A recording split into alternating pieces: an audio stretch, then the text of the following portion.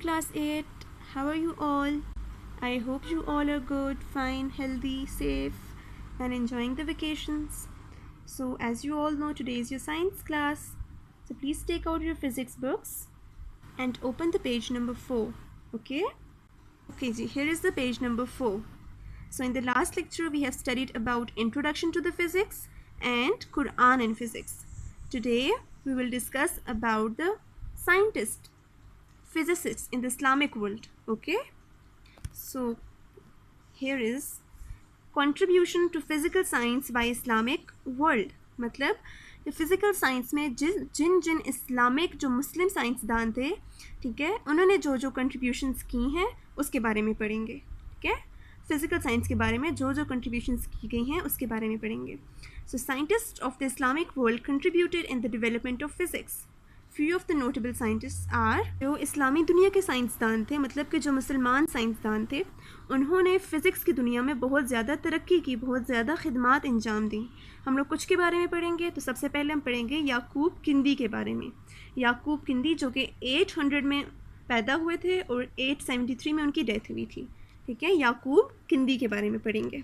उन्होंने क्या किया था? He was born in Basra, Iraq. वो इराक में पैदा हुए, इराक के शहर बसरा में. He produced extensive research monographs on metrology, specific gravity and tides. उन्होंने बहुत ज़्यादा रिसर्च की थी किस पे? मेट्रोलॉजी में, मतलब मेजरमेंट की स्टडीज़ के बारे में. ठीक है, स्पेसिफिक ग्रेविटी, कशिश शक्ल के बारे में, मतलब जो ग्रेविटी, जो अर्थ में ग्रेविटेशनल फोर्स होती है उसके बारे में. एंड टाइड्स, टाइड्स जो कि समंदरों में लहरें उठती हैं, उनके बारे में बहुत ज़्यादा रिसर्च की और पढ़ा. His most important work was done in the field of optics. अच्छा, जो सबसे ज़्यादा उन्होंने काम किया, जो सबसे इम्पोर्टेंट काम किया, वो किया फील्ड ऑफ ऑप्टिक्स में. ऑप्टिक्स कहते हैं लाइट को. किसको कहते हैं? लाइट को. मतलब उन्होंने लाइट के बारे में स्टडी किया, specially on reflection of light. Specially जो रिफ्लेक्शन ऑफ लाइट होती है, मतलब लाइट रिफ्लेक्ट करके किसी सरफेस से वापस आती है, तो उसके बारे में उन्होंने पढ़ा. ठीक है, तो याकूब किंदी का ये काम था. उन्होंने मेट्रोलॉजी, स्पेसिफिक ग्रेविटी, टाइड्स और लाइट ऑप्टिक्स के बारे में स्टडी की, रिसर्च की. ठीक है, अब आ जाए पेज नंबर 5 पे. पेज नंबर 5 पे है इब्न अल हैतम. ठीक है, इब्न अल हैतम 965 में वो पैदा हुए और 1039 में उनकी डेथ हुई. ठीक है, he was born in Basra, Iraq. वो भी इराक के शहर बसरा में पैदा हुए थे. He was great scholar of his time, और अपने टाइम के बहुत बड़े स्कॉलर रह चुके थे. His greatest work is the book on optics. उन्होंने भी ऑप्टिक्स में ही काम किया और उन्होंने ऑप्टिक्स पर एक बुक लिखी. ठीक है, मतलब जिसमें लाइट से रिलेटेड जितनी भी रिसर्चेस थी उन पर बुक लिखी. उस बुक का नाम था किताबुल मनाजिर. क्या नाम था? किताबुल मनाजिर. He is also considered as the inventor of the pin hole camera. अच्छा, और उन्हें जाना जाता है किसके तौर पे? पिन होल कैमरा के इन्वेंटर थे वो. पिन होल कैमरा जो कि कैमरा होता है, जो एक बॉक्स शेप होता है, बीच में एक होल होता है जहाँ से हम लोग कैमरा पिक्चर्स वगैरह क्लिक करते हैं. ठीक है, तो पिन होल कैमरा उसको कहते हैं. तो वो उन्होंने इन्वेंट किया था. किसने? इब्न अल हैतम ने. ठीक है, so the next one is Al-Biruni. He is Afghan scholar and wrote about 150 books on physics, cosmology, geography, culture, archaeology and medicine. अच्छा, वो अफ़गान स्कॉलर थे. उन्होंने 150 से ज़्यादा बुक्स लिखी फिज़िक्स पर, कॉस्मोलॉजी कहते हैं जितना भी हम यूनिवर्स से रिलेटेड, कायनात से रिलेटेड पढ़ते हैं, नेचर ऑफ यूनिवर्स के बारे में पढ़ते हैं, उस पर. ठीक है, जियोग्राफी, जियो मीन्स अर्थ, तो अर्थ से रिलेटेड जितनी भी स्टडी थी उस पर जो रिसर्चेस की उस पर बुक्स लिखी. कल्चर से रिलेटेड आर्कियोलॉजी कहते हैं जितने भी आसार कदीमा थे, जैसे फॉसिल्स वगैरह थे, जैसे डायनासोर्स की जो हड्डियाँ रह जाती हैं उनके बारे में जो पढ़ना, जितने भी पुराने आसार कदीमा थे उनके बारे में जो स्टडी की जाती है, रिसर्च की जाती है, उसके बारे में बुक्स लिखी. एंड मेडिसिन और मेडिकल के बारे में बुक्स लिखी. ठीक है, अल-बिरूनी ने. सो Al-Biruni discuss the shape of earth. उन्होंने अर्थ की शेप को डिस्कस किया. द मूवमेंट ऑफ सन की मूवमेंट को डिस्कस किया. Moon and phases of moon, चांद के बारे में, और चांद किस तरह से पूरे महीने में अपनी शेप्स को चेंज करता है उसके बारे में डिस्कस किया. ठीक है, तो उन्होंने इस बारे में रिसर्च की. तो हमने साइंटिस्ट पढ़े याकूब किंदी, इब्न अल हैतम, अल-बिरूनी. ठीक है, तो आपने ये तीनों साइंटिस्ट को अच्छे से याद कर लेना है. ठीक है, याकूब किंदी का आपने याद कर लेना है यहाँ से यहाँ तक, इस तरह इब्न अल-हैथम का याद कर लेना यहाँ से यहाँ तक, और अल-बिरूनी का याद कर लेना यहाँ से यहाँ तक, क्योंकि ये बोर्ड के पॉइंट ऑफ व्यू से बहुत ज़्यादा इंपॉर्टेंट है। तो आपने हर चीज़ को याद करना, किसी चीज़ को भी छोड़ना नहीं है। तो नेक्स्ट अब पढ़ते हैं फेमस पाकिस्तानी फिजिसिस्ट, मतलब पाकिस्तान में जो फेमस फिजिसिस्ट थे, ठीक है, मोहम्मद अब्दुस्सलाम। ठीक है, पहले हम पढ़ते हैं मोहम्मद अब्दुस्सलाम के बारे में, जो कि पैदा कब हुए थे 29 जनवरी 1926 में, और उनकी डेथ कब हुई 21 नवंबर 1996 में। ठीक है, he was Pakistani theoretical physicist. अच्छा, वो जो थे, वो अब्दुस्सलाम जो थे पाकिस्तान के थे फिजिसिस्ट। ठीक है, थियोरेटिकल फिजिसिस्ट थे मतलब नज़रियाती थे। ठीक है, a major figure in 20th century theoretical physics, he shared the 1979 Nobel Prize in Physics with Sheldon Glashow and Steven Weinberg for his contribution to the electroweak unification theory। अच्छा, अब्दुस्सलाम ने Sheldon ग्लेशो and Steven Weinberg के साथ मिलकर एक theory बनाई थी। ठीक है, उस थ्योरी का नाम था इलेक्ट्रोवीक यूनिफिकेशन। इलेक्ट्रोवीक यूनिफिकेशन मतलब उसमें ऐसा था कि एक वीक फोर्स थी और एक बहुत स्ट्रॉन्ग फोर्स थी, उनका इंट्रैक्शन किया गया था। ठीक है, और उससे एक फोर्स जनरेट की गई थी। तो ये जो थ्योरी थी, इसकी बिना पर आपको एक नोबेल प्राइज़ मिला था 1979 में। ठीक है, तो आप जो थे पाकिस्तान के नोबेल प्राइज़ विनर थे। ठीक है, पाकिस्तान के पहले नोबेल प्राइज़ विनर थे। He was the first Pakistani to receive a Nobel prize in science. उनको मतलब वो पहले ऐसे शख्स थे जिनको साइंस में नोबेल प्राइज़ दिया गया था। ठीक है, ये है अब्दुस्सलाम, मोहम्मद अब्दुस्सलाम। ठीक है, नेक्स्ट वन है अब्दुल कदीर ख़ान। अब्दुल कदीर ख़ान का तो आपने भी बहुत नाम सुना होगा। Abdul Qadeer Khan known as AQ Khan, born in 27 April 1936। ये 1936 में पैदा हुए थे, और ज़्यादातर तो आपने भी सुना होगा इनके बारे में, जिन्होंने एटम बम के बारे में बहुत कुछ बताया, उसको बनाया। ठीक है, पाकिस्तान के लिए बहुत ज़्यादा खिदमत अंजाम दी। तो as a Pakistani nuclear physicist, ये पाकिस्तान के न्यूक्लियर फिजिसिस्ट इन्हें कहा जाता है। मतलब ये कि आपने एटम से रिलेटेड रिसर्चेस की। ठीक है, एंड अ मेटलर्जिक इंजीनियर, और मेटलर्जिक इंजीनियर कहा जाता है। मेटलर्जिक मीन्स मेटल से रिलेटेड, मेटल की प्रॉपर्टीज़, प्रोडक्शन, इससे रिलेटेड उन्होंने रिसर्चेस की। ठीक है, who founded the uranium enrichment programme for Pakistan's atomic bomb project. अच्छा, पाकिस्तान में जब एटॉमिक बॉम्ब का प्रोजेक्ट बनना था तो आपने यूरेनियम एनरिचमेंट प्रोग्राम बताया। ठीक है, अच्छा, इनको इसीलिए कहा जाता है कि ये father of uranium enrichment project हैं। ठीक है, अब्दुल कदीर ख़ान को क्या कहा जाता है? Father of uranium enrichment programme. ठीक है, क्योंकि एटम बॉम्ब में जो एटम यूज़ होता है वो कौन सा होता है? यूरेनियम यूज़ होता है, और इसके बारे में किसने बताया था? अब्दुल कदीर ख़ान ने। ठीक है, he founded and established Kahuta research laboratories KRL। उन्होंने क्या बनाई थी? लेबॉर्ट्रीज बनाई थी। किस नाम से? काहूटा रिसर्च लेबॉर्ट्रीज, KRL भी जिन्हें कहा जाता है, इन 1976 में, and served as both as its senior scientist and director general until he retired in 2001। अच्छा, और फिर उस लेबॉर्ट्री में वो एक सीनियर साइंटिस्ट के तौर पर भी रहे और डायरेक्टर जनरल के तौर पर भी रहे। ठीक है, और कब रिटायर हुए? 2001 में। तो ये तो दो साइंटिस्ट हैं। हमने पाकिस्तानी साइंटिस्ट फिजिसिस्ट के बारे में पढ़ा, मोहम्मद अब्दुस्सलाम एंड अब्दुल कदीर ख़ान। ठीक है, तो आपने इनको भी याद कर लेना है। तो आज का जो आपका होमवर्क है साथ साथ वो ये होगा कि आपने सारे साइंटिस्ट के बारे में याद करना है, अच्छे से लर्निंग करनी है। ठीक है, आपको ये सारा कुछ साथ साथ ही याद करना होगा, क्योंकि आपको अभी से ही बोर्ड के लिए प्रिपरेशन करनी है, और अगर आप साथ साथ याद करेंगे तो ही आपके लिए बेस्ट होगा।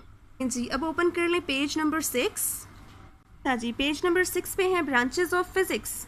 तो हम लोग पढ़ेंगे फिज़िक्स की कौन कौन सी ब्रांचेस होती हैं। ठीक है, उनमें क्या क्या पढ़ा जाता है। ठीक है, जैसे सबसे पहले है मैकेनिक्स। ठीक है, फर्स्ट ब्रांच हम पढ़ेंगे मैकेनिक्स। मैकेनिक्स क्या होती है? Motion of objects and how it is related two forces, कि जो भी ऑब्जेक्ट मूव करती है कोई भी, तो उसकी मोशन के बारे में, ठीक है, इस पर कौन कौन सी फोर्सेस लग रही होती हैं, इस बारे में हम लोग पढ़ते हैं मैकेनिक्स में। ठीक है, जिस तरह एग्जांपल है जैसे falling objects, friction, weight, spinning objects. ठीक है, तो इसमें मतलब जो ये एग्जांपल्स हैं इसकी मोशन से रिलेटेड है और फोर्स से रिलेटेड है। ठीक है, तो हम लोग इसमें इस तरह के एग्जांपल्स को डिस्कस करते हैं मैकेनिक्स में। ठीक है, नेक्स्ट हमारे पास हीट एंड थर्मोडाइनमिक्स, मतलब हम लोग इसके बारे में पढ़ते हैं, हीट के बारे में और टेम्परेचर के बारे में, और उनका आपस में रिलेशन क्या है उसके बारे में पढ़ते हैं। ठीक है, heat and temperature and the relation to energy. ठीक है, हीट का और टेम्परेचर का एनर्जी से क्या रिलेशन है। जैसे कि मेल्टिंग एंड फ्रीजिंग प्रोसेस के बारे में पढ़ते हैं, इंजन्स के बारे में पढ़ते हैं और रेफ्रिजरेटर्स के बारे में पढ़ते हैं हीट एंड थर्मोडाइनामिक्स में। नेक्स्ट ब्रांच है ऑसिलेशंस एंड वेव्स। ऑसिलेशंस कहते हैं टू एंड फ्रो मोशन को, ठीक है। जैसे आपने देखा होगा कि अक्सर घड़ियाँ जो होती हैं, घड़ियों के नीचे पेंडुलम होता है और pendulum to and fro move कर रहा होता है, टू एंड फ्रो, ठीक है। जैसे इस तरह से घड़ी होती है और घड़ी के नीचे पेंडुलम होता है और ये पेंडुलम ऐसे कभी टू एंड फ्रो मूव कर रहा होता है, कभी यहाँ, इस तरह से, ठीक है। तो ऑसिलेशन एंड वेव्स में पढ़ते हैं टू एंड फ्रो मोशन को, जैसे springs, water waves and sound को डिस्कस किया जाता है यहाँ पे, ठीक है। फिर हमें ऑप्टिक्स, फिजिक्स की एक और ब्रांच है ऑप्टिक्स। ऑप्टिक्स कहते हैं लाइट को। इसमें लोग किसके बारे में पढ़ते हैं? Light and the instruments created to use और डिटेक्ट इट। लाइट के बारे में पढ़ते हैं और जो लाइट को देखने के लिए जो इंस्ट्रूमेंट्स यूज़ की जाती हैं, ठीक है, या उसको क्रिएट करने के लिए, तो उसके बारे में डिस्कस करते हैं, जैसे कि mirrors, lenses, telescopes and I, ठीक है। तो इस बारे में हम लोग ऑप्टिक्स में पढ़ेंगे। इसी तरह है electricity and magnetism. Electricity and magnetism में पढ़ते हैं मैग्नेट के बारे में, इलेक्ट्रिसिटी प्रोड्यूस कैसे होती है उस बारे में पढ़ते हैं, ठीक है। स्टैटिक मतलब जो रेस्ट पे होते हैं, as well as moving charges, जो चार्जेस मूव कर रहे होते हैं या जो चार्जेस रेस्ट पे होते हैं, एंड एसोसिएटेड फिजिकल फिनोमेना, और इससे रिलेटेड जितने भी फिजिक्स में फिनोमेना हो रहे हैं चार्जेस से रिलेटेड, उसको पढ़ते हैं, ठीक है। जैसे चार्ज मूव करता है तो करंट प्रोड्यूस होता है, ठीक है। तो इससे रिलेटेड जितने भी फिनोमेनाज होते हैं वो हम इलेक्ट्रिसिटी एंड मैग्नेटिज्म में पढ़ते हैं, जैसे electrical charge, circuitry, magnets, electromagnets, ठीक है। तो मैग्नेट्स वगैरह के बारे में, चार्जेस वगैरह के बारे में इलेक्ट्रिसिटी एंड मैग्नेटिज्म में पढ़ा जाता है, ठीक। फिर है atomic and nuclear physics. Atomic and nuclear physics में जाहिर है हम लोग एटम्स के बारे में पढ़ते हैं, एटम्स के अंदर जो न्यूक्लियस होता है उसके बारे में पढ़ते हैं, ठीक है, उसके स्ट्रक्चर को डिस्कस करते हैं। The structure and properties of individual atoms and nuclei of an atom, जैसे कि X rays, lasers, nuclear reactor, MRI, CT scan, PET scan, ठीक है। ये सब में एटम्स यूज़ हो रहे होते हैं, ठीक है। तो इसके बारे में हम लोग पढ़ते हैं एटॉमिक एंड न्यूक्लियर फिजिक्स में। फिर है नेक्स्ट ब्रांच रिलेटिविटी। रिलेटिविटी में क्या पढ़ते हैं? ऑब्जेक्ट्स, मूविंग ऑब्जेक्ट्स के बारे में, ठीक है। रिलेटिविटी कहते हैं जो कि बहुत हाई स्पीड पे कोई ऑब्जेक्ट मूव कर रही हो। Moving objects including very high speed and gravitation, ठीक है। ऐसे ऑब्जेक्ट्स के बारे में जो कि हाई स्पीड पे मूव कर रहे होते हैं, और ग्रेविटेशन के बारे में पढ़ते हैं, ठीक है। ग्रेविटेशन का मैं आपको पहले भी बहुत बार बता चुकी हूँ, जो ज़मीन की जो फोर्स होती है ग्रेविटेशनल फोर्स, उसको कहते हैं ग्रेविटेशन, ठीक है। तो इसमें किस बारे में पढ़ते हैं? पार्टिकल एक्सिलरेटर्स, न्यूक्लियर एनर्जी के बारे में, ठीक है। Next one is quantum physics. Quantum physics में क्या डिस्कस करते हैं? Discrete indivisible units of energy called quanta, मतलब एनर्जी को छोटे छोटे पैकेट्स में कन्वर्ट कर दिया जाता है जिनको कहा जाता है क्वांटा, ठीक है। तो उन पैकेट्स के बारे में, क्वांटास के बारे में हम लोग स्टडी करते हैं क्वांटम फिजिक्स में। The atoms and its parts, मतलब एटम्स के बारे में, उसके पार्ट्स के बारे में क्वांटम फिजिक्स में पढ़ा जाता है। Next one is particle physics. Particle physics में हम लोग पढ़ते हैं nature of the particles that constitute matter and radiation. ऐसे पार्टिकल्स के बारे में पढ़ते हैं जो कि जिनसे मिलकर मैटर बनता है, ठीक है, and radiation. So quarks, leptons, photons, bosons, ये बहुत स्मॉल पार्टिकल्स होते हैं जिनसे मिलकर कुछ ना कुछ बनता है, ठीक है। लाइट बनती है या कुछ और चीज़ें बनती हैं, ठीक है। इसमें पार्टिकल फिजिक्स में पढ़ा जाता है। नेक्स्ट है कॉस्मोलॉजी एंड एस्ट्रोफिजिक्स। कॉस्मोलॉजी मैंने आपको बताया था, यूनिवर्स से रिलेटेड जितनी भी चीज़ें होती हैं उसको कॉस्मोलॉजी में स्टडी किया जाता है। एस्ट्रो मैंने आपको पहले भी बताया था, एस्ट्रो मीन्स मतलब फल्कियात से रिलेटेड, आसमान से रिलेटेड, स्पेस से रिलेटेड जितनी भी चीज़ें होती हैं वो कॉस्मोलॉजी एंड एस्ट्रोफिजिक्स में पढ़ी जाती हैं। The origin, evolution and eventual fate of the universe, मतलब कायनात के बारे में पढ़ना, जैसे stars, galaxies and black holes, okay.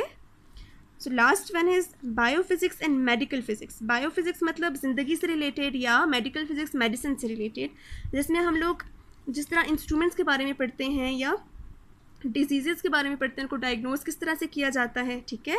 Physical interactions of biological processes and application of physics health processes such as prevention, diagnosis and treatment, ठीक है। Treatment वगैरह के जो डिजीज़ हो जाती हैं उनको डायग्नोज करना, फिर उनको ट्रीट करना, ठीक है। तो फिजिक्स में उसके लिए इंस्ट्रूमेंट्स बनाई जाती हैं, जैसे कि MRI, CT scan, radio tracers and conduction in living cells, ठीक है।